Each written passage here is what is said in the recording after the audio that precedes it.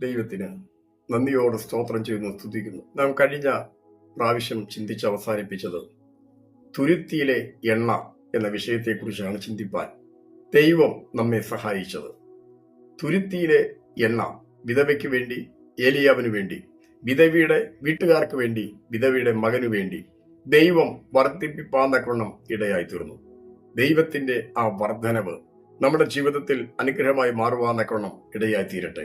നമ്മുടെ ജീവിതത്തിൽ വരുന്ന രോഗം പ്രശ്നമല്ല, കഷ്ടതയും സങ്കടവും ഒക്കെ നമ്മുടെ ജീവിതത്തിൽ കടന്നു വരുന്ന വേളകളിലും അതിനു മധ്യേ പാടുവാൻ നമുക്ക് കഴിയുന്നതിന് ഒരു കാരണമുണ്ട്. നമ്മുടെ ജീവിതത്തെ കുത്തുന്ന ചില മുള്ളുകൾ പലപ്പോഴും നാം അനുഭവിക്കുമ്പോൾ നാം ഓർത്തിരിക്കേണ്ട കാര്യം എന്നാ ചോദിച്ചു കഴിഞ്ഞാൽ, അതിനെ പൊതിയുന്ന, ആ മുള്ളിനെ പൊതിയുന്ന ഒരു ദൈവകൃപ നമ്മൾ അനുഭവിക്കുന്നു എന്നോർത്ത് നാം ദൈവത്തിന് സ്തോത്രം ചെയ്യുവാന്നൊക്കെ ഇടയാകണം. ഞാൻ നേരത്തെ ഓർപ്പിച്ചതുപോലെ നമ്മുടെ രോഗം നമ്മുടെ ഒരു മുള്ളാണെങ്കിൽ ആ മുള്ള് നമ്മെ കുത്തുമ്പോൾ നമുക്ക് വേദനയുണ്ട്. പക്ഷെ ആ രോഗം നമ്മുടെ ജീവിതത്തിൽ കടന്നു വരുന്ന വേളകളിൽ അതിന്മേൽ ദൈവകൃപ വ്യാപരിക്കുമ്പോൾ നമുക്കത് സഹിക്കാൻ കഴിയുകയാണ്.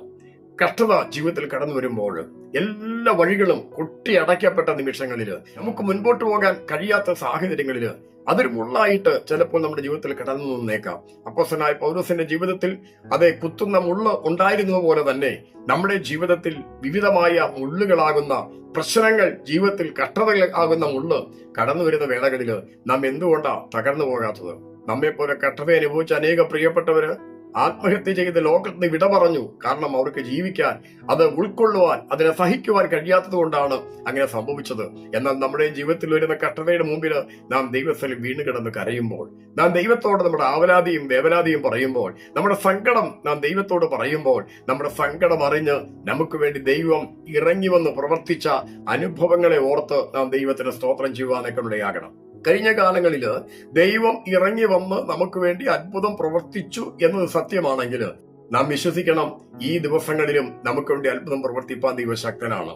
ഇന്നലകളിൽ ദൈവം നടത്തിയെങ്കിൽ, ഇന്നലകളിൽ ദൈവം അത്ഭുതം പ്രവർത്തിച്ചെങ്കിൽ, ഇന്നലകളിൽ ദൈവം നമ്മുടെ കണ്ണുനീര് കണ്ടെങ്കിൽ, ഇന്നലകളിൽ നമ്മുടെ ജീവിതത്തിൽ ദൈവയുടെ ആവശ്യം അറിഞ്ഞെങ്കിൽ, നാളെ അല്ല ഇന്ന് നമ്മുടെ ജീവിതയാത്രയിൽ വലിയ അത്ഭുതങ്ങൾ ചെയ്യുവാൻ ദൈവം ശക്തനായിരിക്കുന്ന ദൈവമാണ്.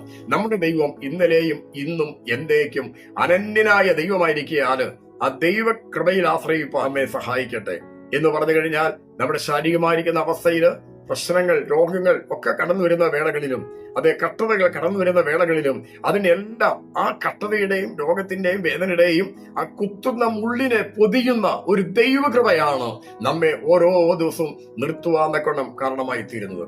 അവിടെ നമുക്ക് കാണാൻ കഴിയുന്ന രണ്ടാമത്തെ കാര്യം എന്നാ ചോദിച്ചാൽ, മുഖത്തെ മിനുക്കുന്ന എണ്ണ. അപ്പോൾ എണ്ണയ്ക്ക് വളരെ പ്രാധാന്യമുണ്ട്. എണ്ണ നമുക്ക് പരിശുദ്ധാത്മാവിനെ കുറിച്ച് കാണാനായി സാധിക്കുന്നുണ്ട്. പോകട്ടെ, നാം ദൈവത്തിൽ കാണുന്നതായ സമയത്ത് എന്താണ് ഈ മുഖത്തെ മിനുക്കുന്ന എണ്ണ? നാം സങ്കീർത്തനത്തിൽ വായിക്കുന്നുണ്ട്, എന്റെ ആത്മാവേ നീ ഉള്ളിൽ വിഷാദിച്ച് ഞരങ്ങുന്ന എന്ത്? ദൈവത്തിൽ പ്രത്യാശ വെക്കുക, അവൻ നിന്റെ മുഖപ്രകാശ രക്ഷയും നിന്റെ ദൈവമാകുന്നു എന്നിങ്ങനെ ഇനിയും നീ അവനെ സ്തുതിക്കും. എന്താ ആ പറഞ്ഞൊരു അർത്ഥം എന്നാ?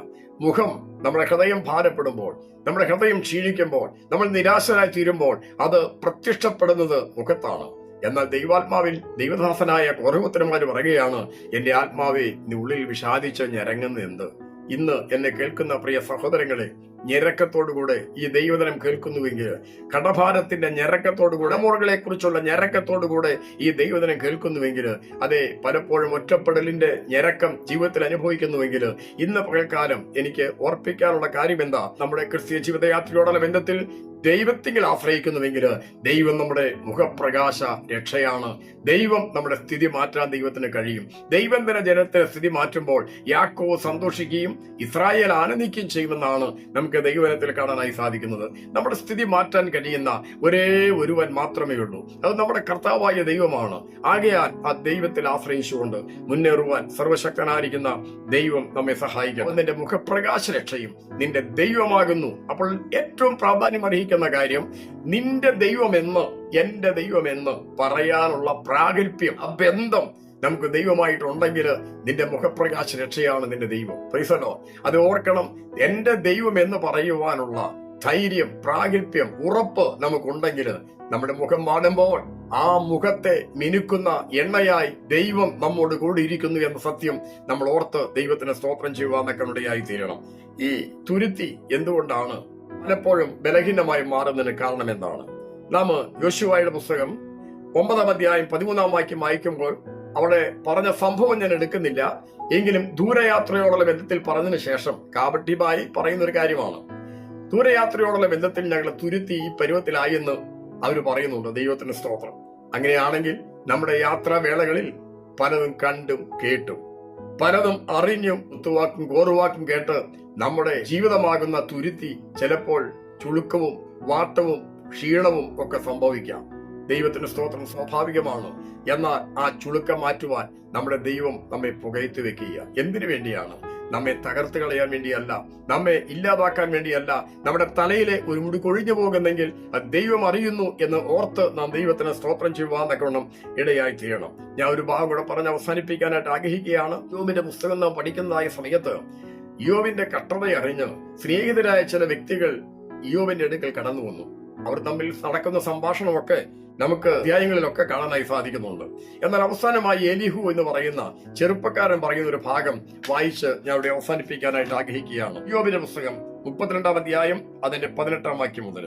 ഞാൻ മുഴുകൾ കൊണ്ട് തിങ്ങിയിരിക്കുന്നു, എന്റെ ഉള്ളിലെ ആത്മാവ് എന്നെ നിർബന്ധിക്കുന്നു, എന്റെ ഉള്ളം അടച്ചുവെച്ച വീഞ്ഞു പോലെ ഇരിക്കുന്നു, അത് പുതിയ തുരുത്തികൾ പോലെ കുട്ടുമാറായിരിക്കുന്നു. എന്റെ വിമ്മിഷ്ടം തീരേണ്ടതിന് ഞാൻ സംസാരിക്കും, എന്റെ അധരം തുറന്ന് ഞാൻ ഉത്തരം പറയും. അവിടെ എലീഹു പറയുന്ന കാര്യം എന്നാ ചോദിച്ചാൽ, അത് പുതിയ തുരുത്തികൾ പോലെ പൊട്ടുമാറായിരിക്കുന്നു. എനിക്ക് പറയാതിരിക്കാൻ നിവൃത്തിയില്ല. പുതിയ തുരുത്തി പൊട്ടാറായിരിക്കുന്ന പോലെ അതെ, ഞാൻ എന്റെ ഉള്ളം പൊട്ടാൻ പോവുകയാണ്. അതുകൊണ്ട് എനിക്ക് സംസാരിക്കാതിരിക്കാൻ സാധിക്കുകയില്ലെന്ന്. ഹൃദയം തുറന്ന് ഹൃദയം പൊട്ടുന്ന അവസ്ഥയിൽ, അതായത് പറയാതിരിക്കാൻ കഴിയാത്തൊരവസ്ഥ എലീഹു പറയുന്ന കാര്യമാണ് നമുക്കിവിടെ വായിപ്പാൻ കഴിഞ്ഞത്. ഞാനിവിടെ അവസാനിപ്പിക്കാനായിട്ട് ആഗ്രഹിക്കുകയാണ്. ഈ ദിനങ്ങളിൽ, ഈ എപ്പിസോഡുകളിൽ നമുക്ക് ചിന്തിപ്പാൻ കഴിഞ്ഞ പുകയത്ത് വെച്ച ആ തുരുത്തി എന്ന വിഷയം നിങ്ങൾക്ക് എല്ലാവർക്കും അനുഗ്രഹമായി തീരുമെന്ന് കർത്താവിൽ വിശ്വസിച്ചുകൊണ്ട് ഞാൻ വാക്കുകൾ വിരമിക്കുന്നു. കർത്താവ് ദൈവം മറ്റൊരു വിഷയവുമായി വീണ്ടും വരുവാൻ ദൈവം